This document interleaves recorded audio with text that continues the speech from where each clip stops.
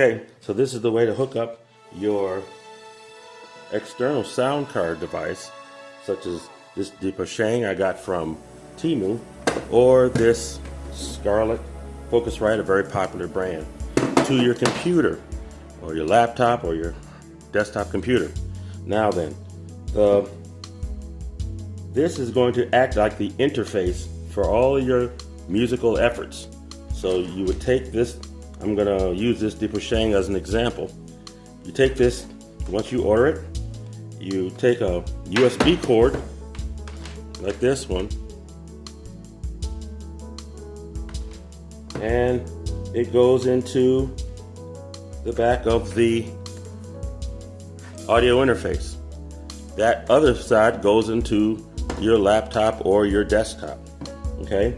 Now, in the case of this Deepa one, you don't have to do anything else. There's no drivers to download. Now, a driver is a piece of software that makes this thing work, you know.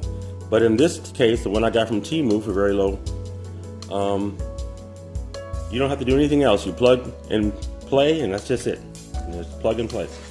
This, on the other hand, the Focusrite, you have to download a driver. This is a very old one. You got to go to their website and download drivers and all these sorts of things. That's the kind I kind of like recommend doing the one that you get from Temu, an audio interface. Now there are mixing boards that Alesis makes that they claim to be able to help you go online and you can record music on Zoom or all sorts of tricks. They tell you can do all these things. That's not true. I don't care how much you paid for that mixing board from the Guitar Center. It is not going to let you do that. All it can do is be used for things like musical DAW, like Pro Tools or Reason or something like that, where you're recording using a program that's on your laptop or computer.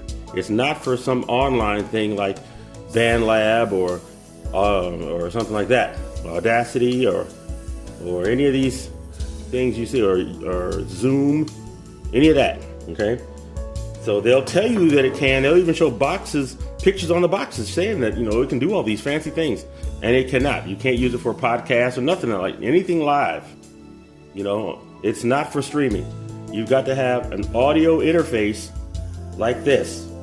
Now, there's a mixer board on Temu that can act as an audio interface, something that all of these fancy boards we're getting here at the Guitar Center cannot do, and I'll show you that next time. Okay, once you have your cord here hooked up to the back of like that, and this going to the computer, let's stick it in there like this. Okay. Oh, now you see it's lit up. This is the power. It's powering it. And now, if I were to stick a microphone in here and turn on a certain program, say Audacity or Zoom, oh look, see it found it. If you can see that on it says setting up your device. Okay, so now if I were to go onto Audacity or Zoom or something, I would be able to select microphone and I would see this device, whatever name it gave it. Okay, and so we'll try that out. Got a little phone icon. Probably can't see it too good. Little phone icon right there. And audio settings. There it is like that.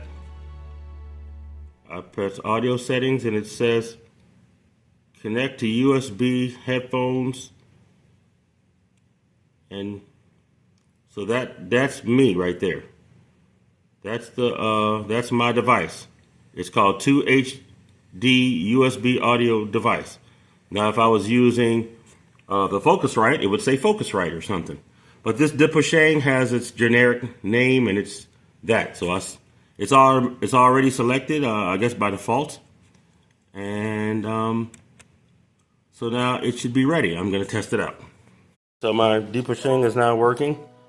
I got my microphone hooked up here, and it's going through this microphone here, okay? And this is an AKG P120. It's a condenser microphone, okay? So now